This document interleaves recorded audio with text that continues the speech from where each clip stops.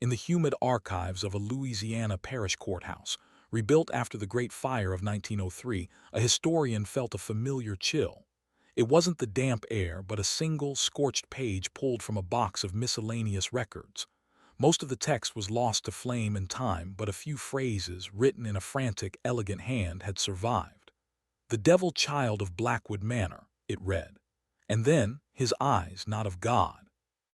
And a single name, repeated like a prayer and a curse: Seraphina. This lone fragment was all that remained of a story that an entire community, and then a fire, had tried to erase from history. It spoke of a family line that didn't just die out, but was meticulously and horrifically dismantled from the inside. The story of the Blackwood family isn't found in official ledgers or census records. It exists only in the whispers of the swamp, in the foundations of a manor house long since returned to the earth, and in the chilling implications of this one surviving document. Before we unearth a secret so dark it was meant to stay buried forever, I want to know where this story is reaching you. Drop a comment below telling me what city, state, or country you're watching from. Let's find out how far the shadows of Blackwood Manor still stretch. What you are about to hear is a reconstruction of events, pieced together from forbidden folklore and fragmented evidence. A tale of ambition so monstrous it sought to play God, only to give birth to something else entirely. Our story begins in 1848, deep in the sugar cane country of Louisiana. Blackwood Manor was a monument to a dying dream. 2 generations prior, the estate had been a titan of the sugar trade, a sprawling empire of emerald fields and blindingly white columns, built on the backs of 300 enslaved people. But by the time Elias Blackwood inherited it, the grandeur was a facade, a beautiful mask hiding a rotten core. The soil was exhausted, yielding less each season. The price of sugar had plummeted, and the Blackwood name, once a symbol of immense power, was now a quiet synonym for debt. Elias was a man haunted by the ghosts of his ancestors and the specter of his own failure. He was tall and severe, with eyes that held a dangerous mix of intelligence and delusion. He saw the decay around him not as a result of his own mismanagement, but as a stain upon his bloodline, a weakness that had crept into the family's very soul. He spent his nights not in the arms of his wife, but in his library, poring over strange, forbidden texts, disgraced scientific theories on eugenics, ancient philosophies on blood purity, and his own grandfather's journals, which were filled with obsessive ramblings about creating a perfect human lineage. He wasn't just trying to save his plantation. He was trying to resurrect a legacy, and he believed the key lay not in the soil, but in the blood. He was a man on the edge of an abyss, staring into the darkness and seeing not oblivion, but a terrible, brilliant idea. The heart of that terrible idea, though she did not know it, was Seraphina Blackwood. She was Elias' wife, acquired through a marriage that was less a union of love and more a business merger.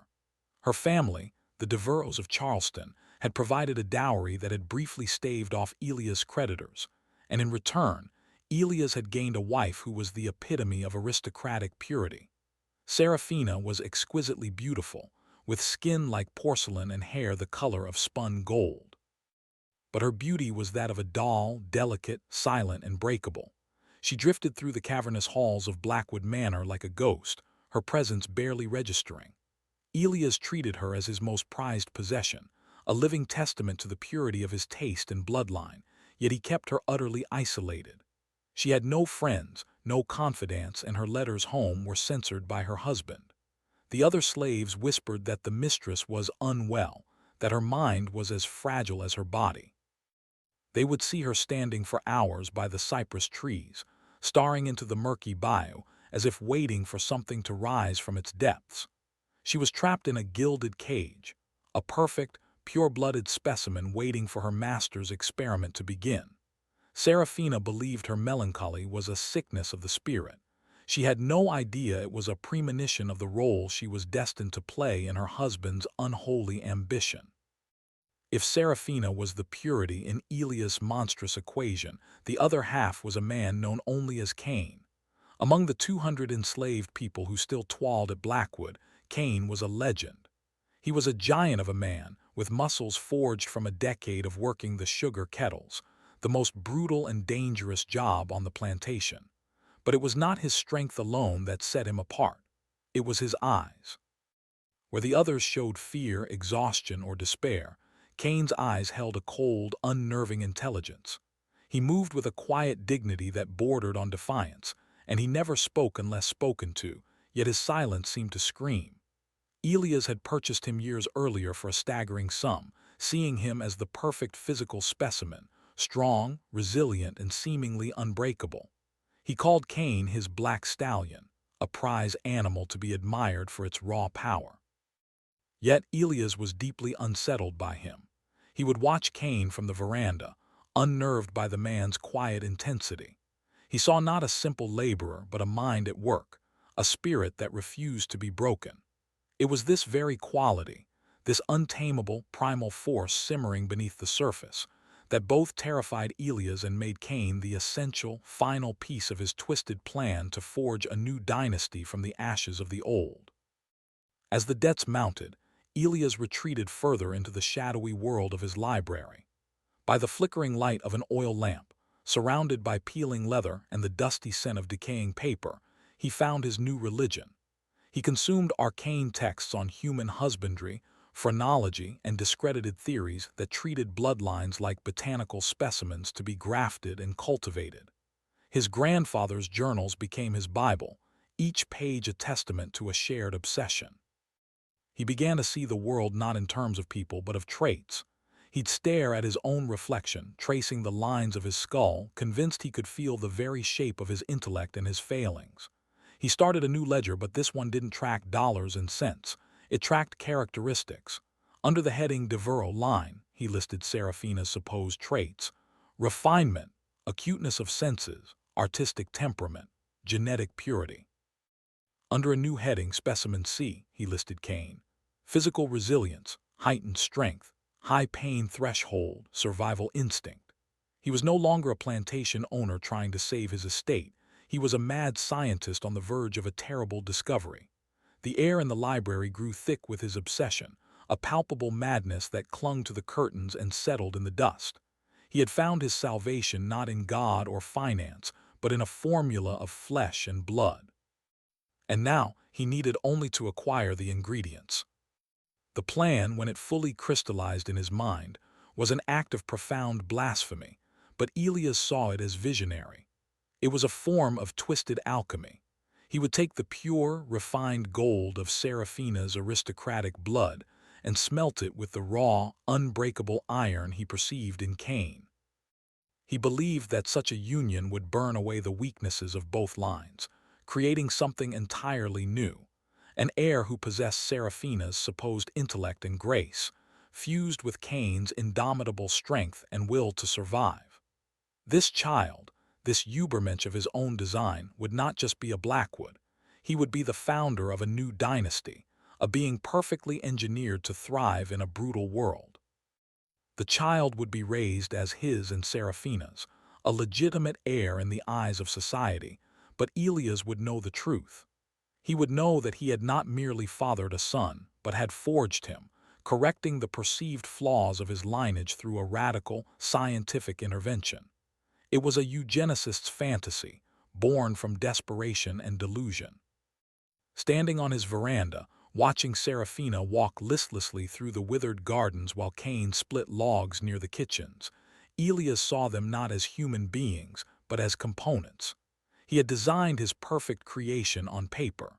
Now, he had to inform his wife of the vital, non-negotiable role she was about to play. He did not present it to her as a request. He presented it as a solution, a prophecy. One evening, in the suffocating silence of the grand dining hall, he laid out his vision. He spoke not of violation, but of legacy, not of men, but of bloodstock. He explained it in the cold, detached language of a physician prescribing a cure. Seraphina's initial reaction was one of stunned, horrified disbelief.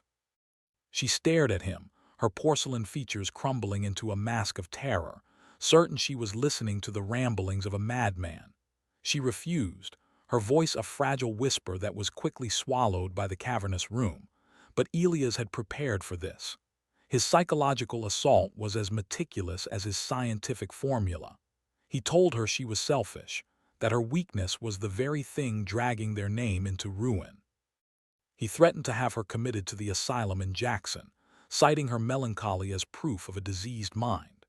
He threatened to write to her family in Charleston, to inform them that their daughter's barrenness and hysteria had destroyed him, ensuring their name would be ruined alongside his. For days, he kept her isolated, his voice a constant, venomous whisper, chipping away at her sanity until the lines between duty and horror, between reality and nightmare, began to blur. She finally nodded, not in agreement but in surrender. The cage door had not opened. It had simply vanished, leaving her stranded in a prison with no walls and no hope of escape. The night it happened, Blackwood Manor held its breath. It was not an act of passion, nor even of violence in the traditional sense. It was a ceremony, cold and clinical, orchestrated by Elias down to the last detail. He had Serafina's bedroom prepared not as a boudoir, but as a laboratory. The air was heavy with the scent of beeswax from dozens of candles, their light casting long, dancing shadows that made the familiar room seem alien. Serafina lay on the bed, dressed in a simple white gown, her face as pale and still as a marble effigy. She was utterly dissociated, her mind having fled to a place her body could not follow. Cain was brought into the room, his powerful form seeming to absorb the candlelight. His face was a stone mask, but his eyes held a universe of silent fury and profound shame.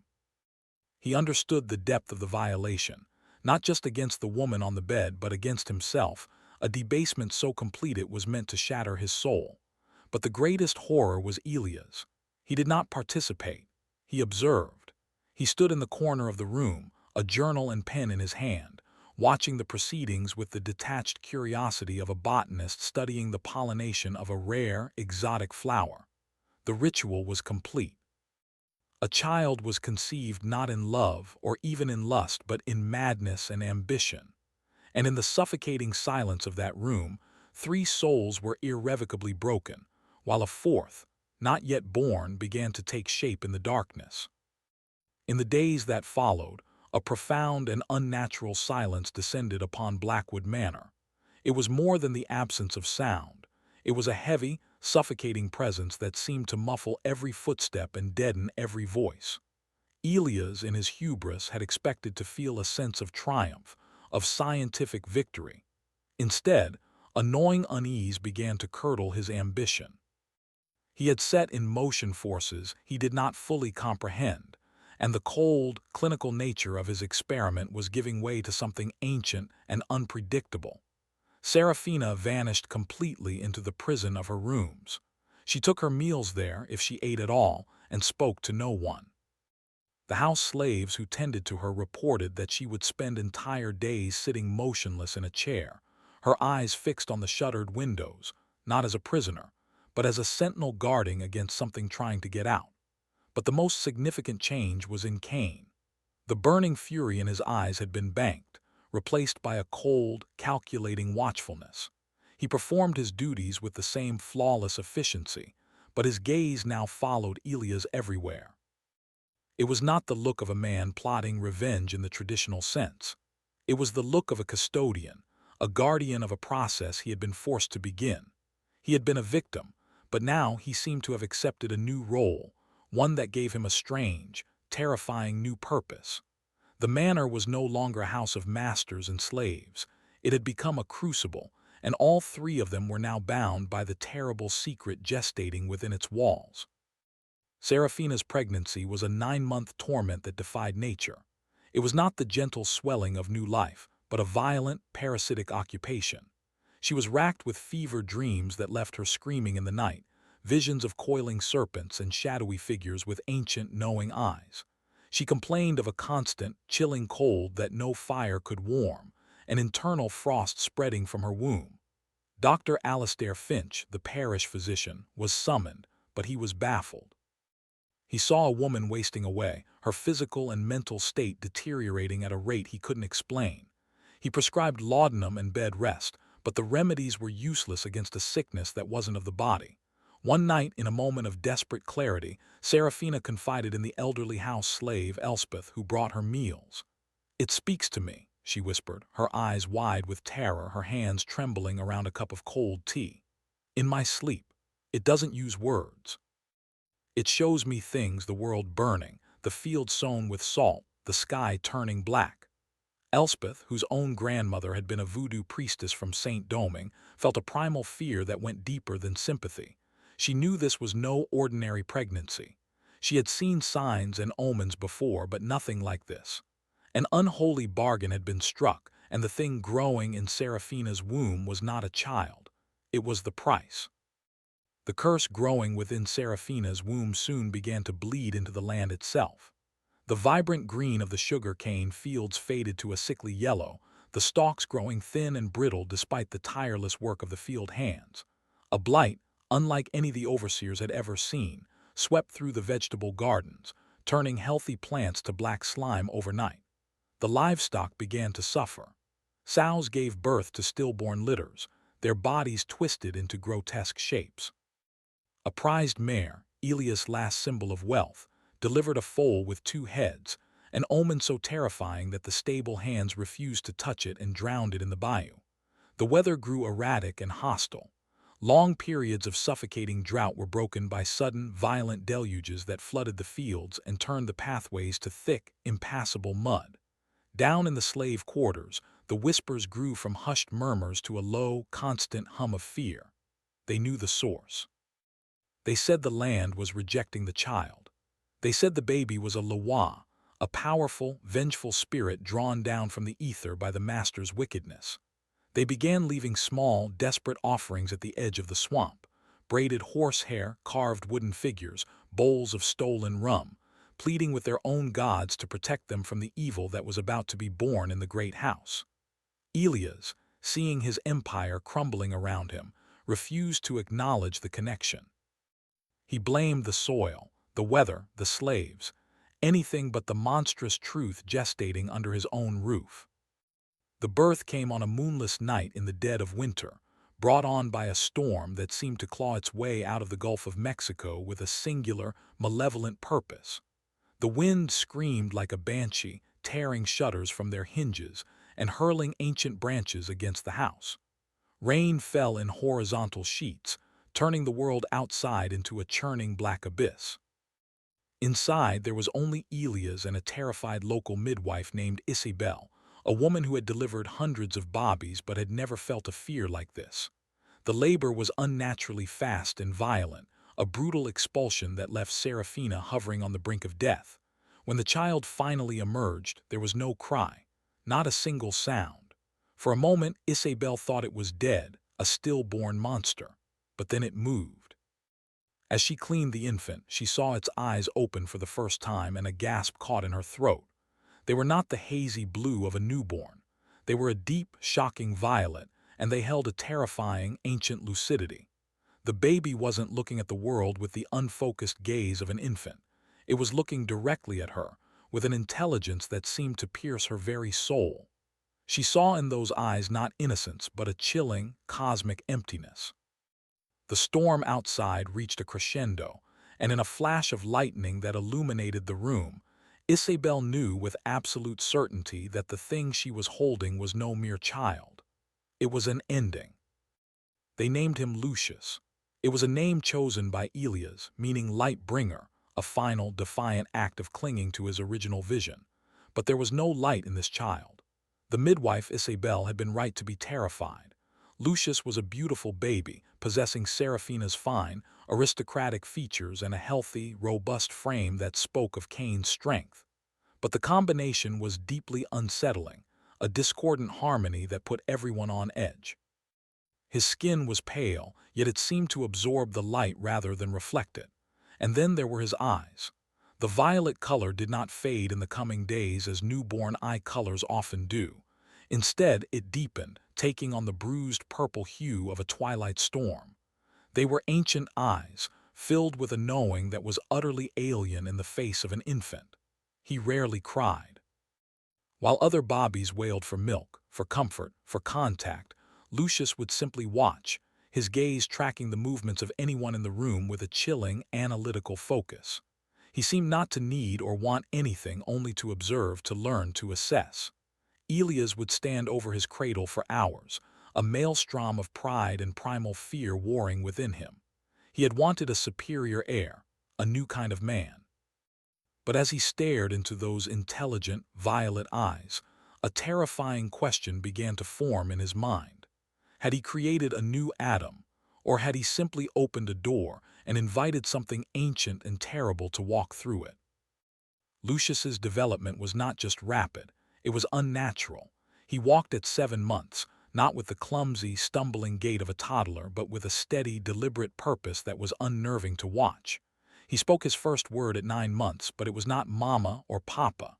It was a word he overheard Elias say in his study while reviewing his failing ledgers: ruin. He said it with perfect clarity, his infant voice mimicking Elias' tone of weary despair. By the age of 2, he was speaking in full, complex sentences, his vocabulary and grammar far beyond his years. But it was his intelligence that was most terrifying.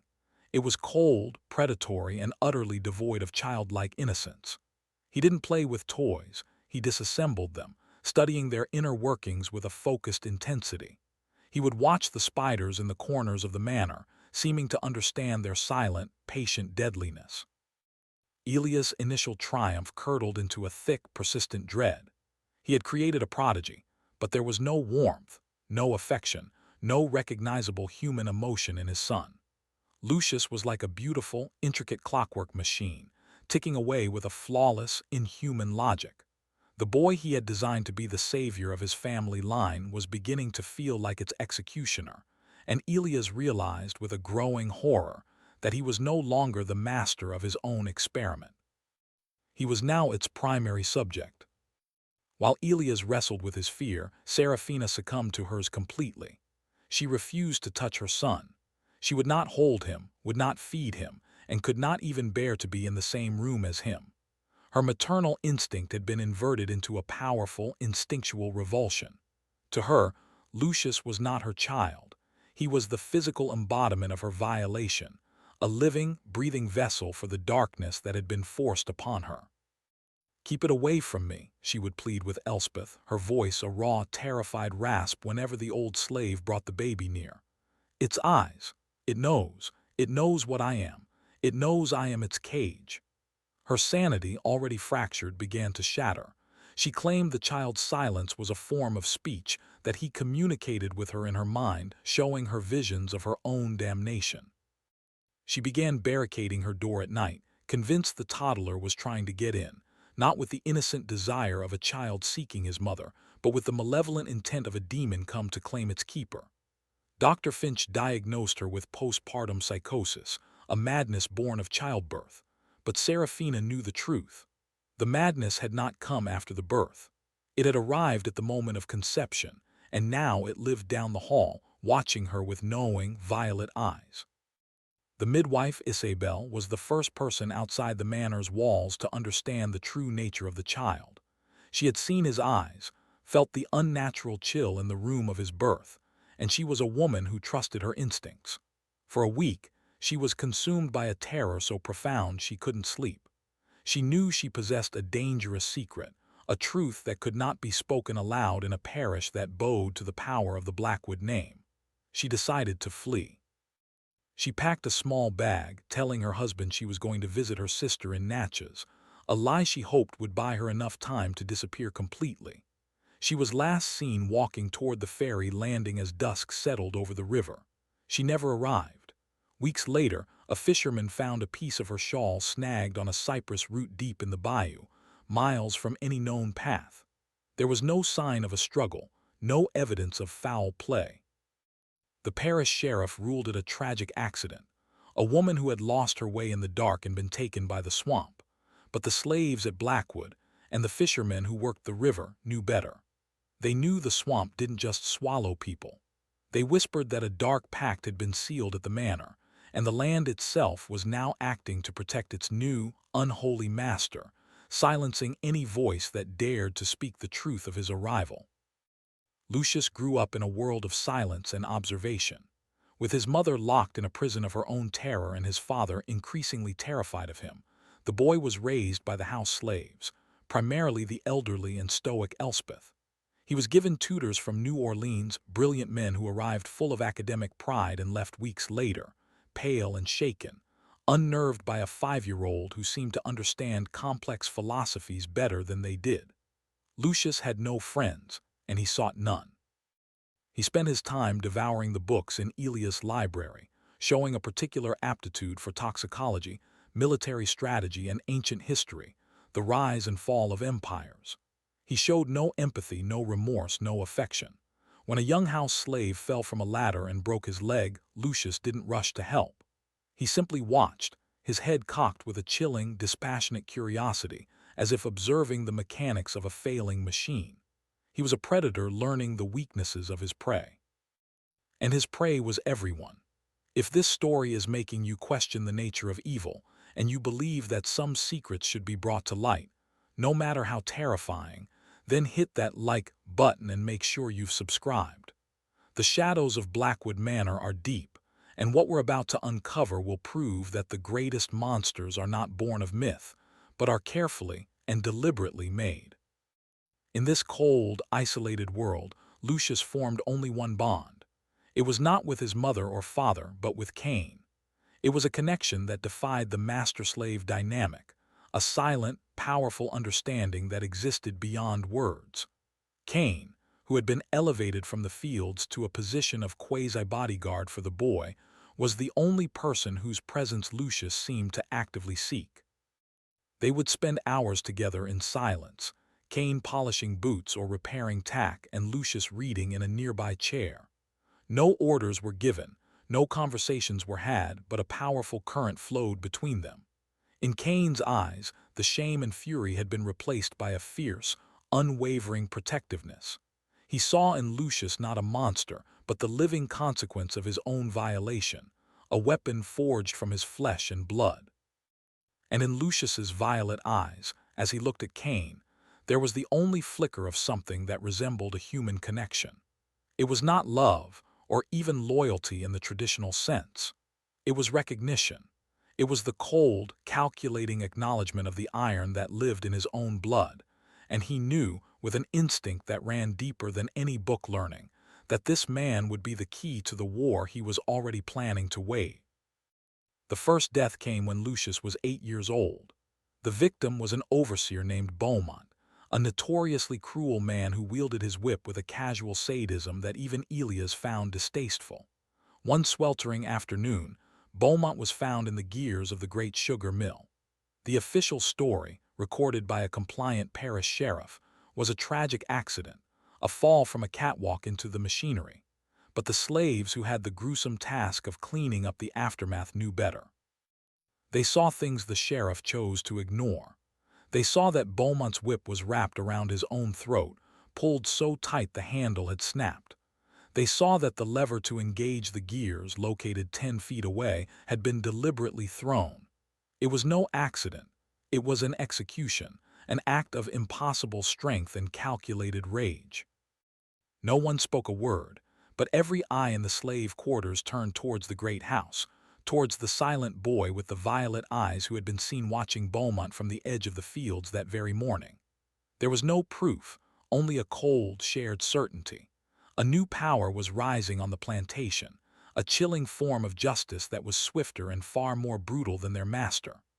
The whispers in the quarters changed that day, fear mixing with a dangerous, forbidden new emotion, hope.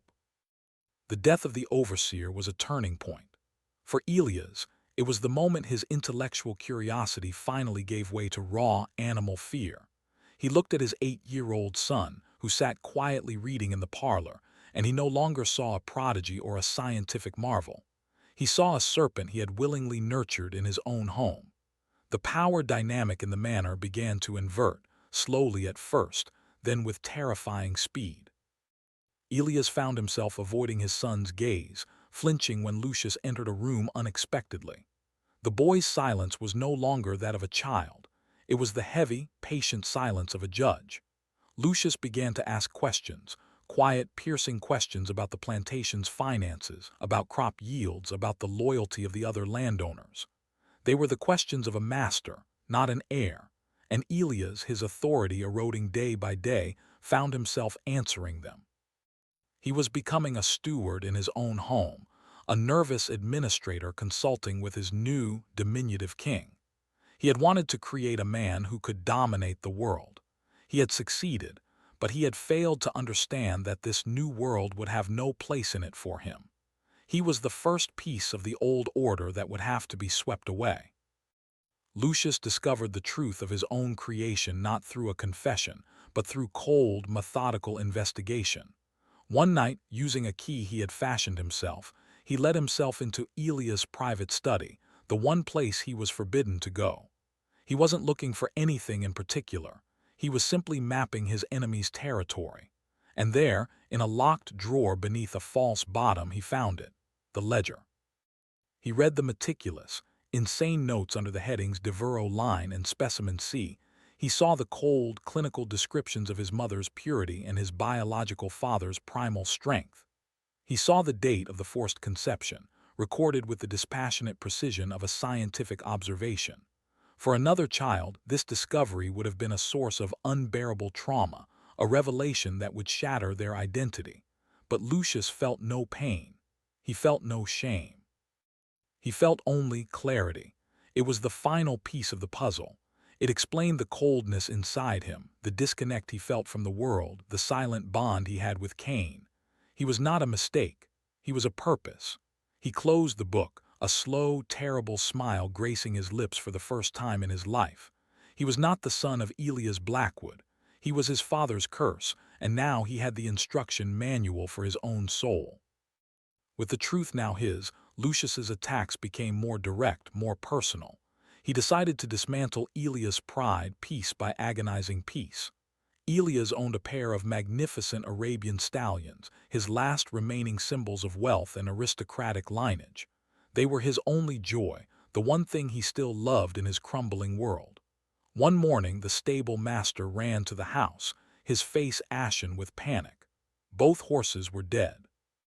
They lay in their stalls, their beautiful bodies unmarked, but with a strange, dark foam frothing from their mouths.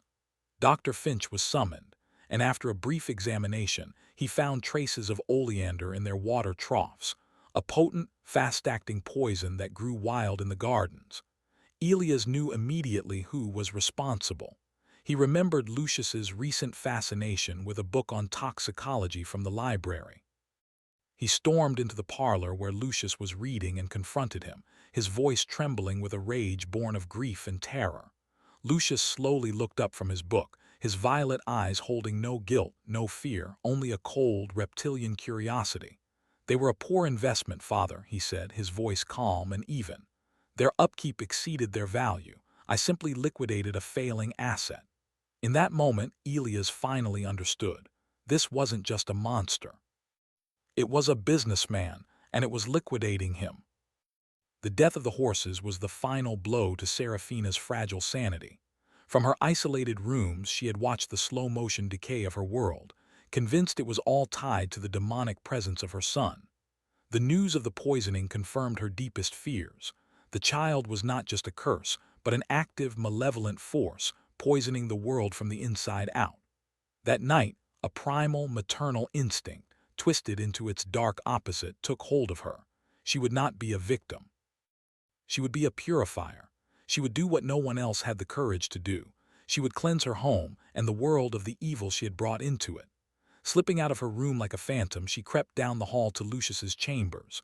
With shaking hands, she doused the doorway with lamp oil, her mind filled with visions of hellfire and divine retribution. She lit a match, the small flame a tiny star of hope in her world of darkness. "Burn," she whispered, her voice a prayer to a wrathful God. "Burn in the fire you came from." She dropped the match, and the hallway erupted in a whoosh of ravenous flame. For the first time in years, Seraphina felt a sense of peace. She had become an avenging angel, ready to sacrifice her son, herself, and her home to make the world clean again. The fire spread with terrifying speed, devouring the dry, old wood of the manor. But before the flames could reach the sleeping boy, his door was kicked open. It was Cain. Awakened by the smell of smoke, he moved with an instinct born of his silent, protective pact. He swept the boy out of the bed, shielding him with his own body as he navigated the burning hallway and carried him to safety on the lawn below. Elias, awakened by the chaos, found Serafina standing on the grand staircase, her face illuminated by the fire, a serene, beatific smile on her lips as she watched her world burn. Her act of purification had failed. The next morning, what was left of her sanity was gone. Elias, seeing no other choice, had two of the field hands install an iron lock on the door to the dusty, unused attic. Serafina was escorted upstairs, her phantom smile never leaving her face. The door was locked, and the key was given to Elspeth, with instructions to take her food once a day and speak to no one. The mistress of Blackwood Manor was now its ghost. The last obstacle between Lucius and his destiny had just been removed. If you're on the edge of your seat, waiting to see how this dark dynasty finally collapses, make sure you're subscribed to the Sealed Room and have turned on notifications. The final reckoning is coming, and you won't want to miss a single moment. By the time Lucius was 16, he was the master of Blackwood Manor in all but name. He was tall and carried himself with an unnerving stillness, his violet eyes having lost any trace of childhood and taken on the cold, hard brilliance of amethysts. Elias, now a hollowed-out husk of a man, was a ghost in his own home, spending his days drinking brandy and staring at the peeling portraits of his ancestors.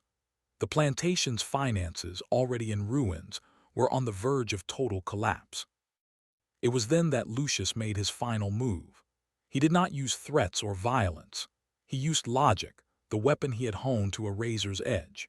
He walked into his father's study, laid the account ledgers on the desk, and for 2 hours calmly and methodically detailed every failed investment, every foolish decision, every drop of blood and sweat that had been squandered by incompetence. He spoke of debt not as a failure, but as a mathematical certainty. At the end of his presentation, he slid a document across the desk, a transfer of power, giving Lucius full legal authority over the estate. Elias, broken and defeated, looked into his son's eyes and saw not a boy, but a merciless god of numbers and consequence. He signed the paper. That signature was not just an abdication of his power. It was the final, formal acknowledgement that his creation now owned him, body and soul. With the keys to the kingdom now firmly in his hand, Lucius implemented the second phase of his plan. The great slave uprising of Blackwood Manor was not a chaotic explosion of rage, as so many were. It was a silent, bloodless coup, orchestrated with the precision of a military campaign. The mastermind was Lucius. His general was Cain. On a predetermined night under the cover of a new moon, Cain moved through the slave quarters, not with rousing speeches but with quiet, direct orders. Small, disciplined groups secured the armory, the gates, and the stables. The remaining 2 overseers, both known for their cruelty, were not killed. They were taken from their beds, bound, and locked in the plantation's own holding cells, their power stripped from them in a silent, terrifying reversal of fortunes. By dawn, every chain on the plantation had been unlocked. The enslaved people of Blackwood were, for the first time in their lives, unchained. They gathered on the great lawn, not in a celebratory mob, but in a disciplined, silent assembly, their eyes fixed on the house. They were not waiting for freedom in the abstract. They were waiting for their new master to tell them what came next, for they understood that they had not been liberated. They had simply changed allegiance. Elias was brought from his room, not in chains, but escorted by Cain, whose presence was more intimidating than any iron. He was taken to his own study, the very room where his monstrous plan had been conceived. Lucius was waiting for him, seated behind the grand mahogany desk. On the desk lay the old, leather-bound ledger, the one detailing the eugenics experiment. Lucius didn't speak of revenge or justice. He simply opened the book and began to read aloud Elias' own words, his young, clear voice reciting the cold, scientific prose that had defined Serafina as refined breeding stock, and Cain as specimen C. He read the clinical notes from the night of the conception, the detached observations of the pregnancy, the triumphant recording of his own birth. He held up a mirror not to his father's actions, but to his father's soul, forcing Elias to listen to the precise architecture of his own depravity. Elias began to tremble, then to weep, not from fear of death, but from the unbearable horror of seeing his own reflection in the cold, violet eyes of his creation. This was Lucius's judgment, not a swift end, but a meticulous, psychological dissection, leaving his father's sanity filleted and exposed to the air. Something inside Elias Blackwood snapped. The carefully constructed walls of his intellect, his arrogance, and his delusion collapsed into rubble. He let out a single, piercing shriek and fled. He ran from the study out of the great house, and past the silent assembly of his former slaves, who watched him go without a flicker of emotion. He ran towards the swamp, the primal wilderness that bordered his failed kingdom, seeking an escape that did not exist. For 3 days he was a ghost in the bayou. When a search party sent by Lucius finally found him, he was barely human. He was naked, covered in mud and insect bites, his hair matted with leaves. His mind was gone. He was whispering the same words over and over again, a broken mantra of his own making. The devil child of the eyes, it wasn't in the blood, it was in the wanting. He no longer recognized anyone. The last of the Blackwood line, the man so obsessed with legacy and purity, had been rendered a babbling, mindless creature. He was sent to the asylum in Jackson, where he lived out his remaining days in a padded room, the final, pathetic footnote to a dynasty that had devoured itself. In the vacuum of power, Lucius became something the South had never seen before. He was not a master in the traditional sense. He abolished the whip, the chains, the entire apparatus of brute force oppression. Instead, he instituted a new order, one based on his own terrifying brand of logic and efficiency. Blackwood Manor was no longer a plantation. It became a self-sufficient, isolated fortress state. The former slaves were now workers, assigned roles based on skill and aptitude. Those who had worked the fields now managed them, using crop rotation methods Lucius had learned from his books. Those who had been blacksmiths and carpenters formed a council of industry. It was a utopia in theory, but it was ruled by a cold, benevolent dictator. There was no freedom, only function. There was no dissent, only productivity. Under Lucius's rule, the dying plantation thrived, its yields doubling in a single season. He had not just ended the old world. He had built a new one on its ashes, a strange, terrifying kingdom of pure logic, with a boy king whose heart was as cold and silent as the gears of a well-oiled machine. With the new order established, there was one final piece of the past to address. Lucius ascended the stairs to the attic, the key turning in the iron lock for the first time in years. The room was thick with dust and the silence of the forgotten. Serafina was there, in a rocking chair by the single, grimy window. She was little more than a skeleton, a wisp of who she had once been, having passed away from neglect and sorrow months earlier. She had simply faded from the world, but she had left something behind. On a small table beside the chair was a diary. Its pages were filled with her elegant, frantic script, a record of her descent into madness. It detailed the nightmares, her terror of Lucius, her belief that he was a demon wearing the face of a child. The final pages were almost illegible, weakened by her failing hand. And there, on a page scorched by the fire she had set, was the entry that started it all. The devil child of Blackwood Manor, his eyes, not of God. My name is Serafina, and I am the mother of the end. Lucius read the words, his face betraying no emotion. He closed the book, taking with him the final testament of the woman who had been his vessel. The strange, silent prosperity of Blackwood Manor could not go unnoticed forever. Rumors began to circulate in the parish of a plantation run by its former slaves, of a ghost-like boy who ruled with an iron will. Other landowners grew nervous. A magistrate, spurred by their fears, assembled a posse to ride to Blackwood and investigate this unnatural new order. They arrived at the gates of the estate at dawn, ready for a confrontation, but they were met only with silence and the smell of smoke. Beyond the gates, Blackwood Manor was a smoldering ruin. A fire, far greater than the one Serafina had set, had consumed the entire estate in the night. It had been impossibly hot, impossibly fast, leaving nothing but blackened foundations and chimneys pointing like skeletal fingers at the sky. There were no bodies. There were no survivors. Lucius, Cain, and the 200 former slaves who had become the first citizens of their strange new kingdom had vanished without a trace.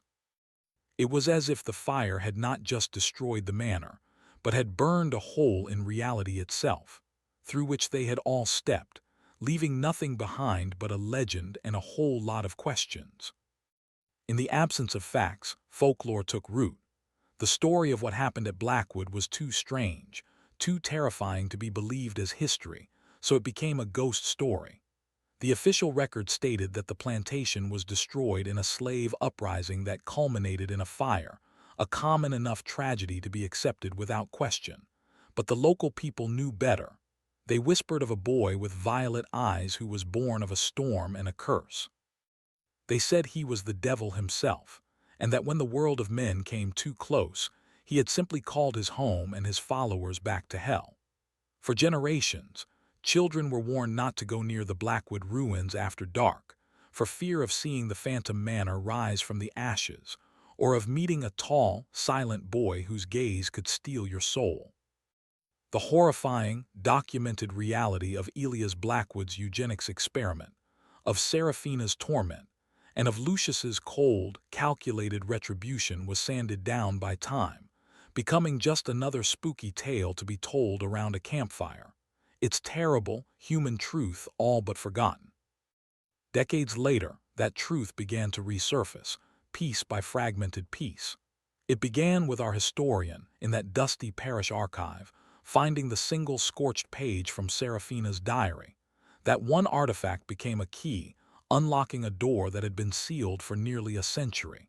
He connected the name Blackwood to the old ghost stories. He found the sheriff's dubious report on the accidental death of the overseer Beaumont. He uncovered the asylum records for Elias Blackwood, which documented his mad ramblings about a devil child. He found shipping manifests that showed the plantation's sudden, inexplicable surge in productivity in its final year. Each fragment was meaningless on its own, but when pieced together, they formed the terrifying mosaic of the story you have just heard. The historian realized that the local ghost story was not fiction. It was a memory, a scar left on the land, a desperate attempt by a community to explain a horror so profound. It defied all rational explanation. The legend wasn't meant to hide the truth. It was the only way the truth could survive. But one question remains, a question that history cannot answer. What became of Lucius? He and his followers vanished from the face of the earth, leaving no trace. Did they travel north, assimilating into the free communities, their origins a carefully guarded secret? Did they journey deep into the untamed swamps of Louisiana, founding a new, isolated society, a real-life Wakanda built on cold logic and shared trauma? Some have even speculated that Cain, whose knowledge of the world was vast, chartered a ship and took them all to Haiti, the only free black republic in the world, a place where a king with violet eyes might not seem so strange after all. We will never know for sure. Lucius Blackwood was born a secret, and he ended as a mystery. He was a biological weapon, designed by a madman who turned on his creator and then simply walked off the stage of history. His legacy is not one of blood, but of silence, a chilling reminder that sometimes the most revolutionary figures are the ones the world completely forgets. The story of Blackwood Manor is a brutal lesson in the arrogance of man. Elias Blackwood, in his quest to perfect his bloodline, broke the laws of nature and God. What he gave birth to was not a savior, but a reckoning, a force of pure, cold logic that saw the system of slavery not as a moral evil, but as an inefficient model to be dismantled and replaced. So, what was Lucius? Was he a monster born without a soul?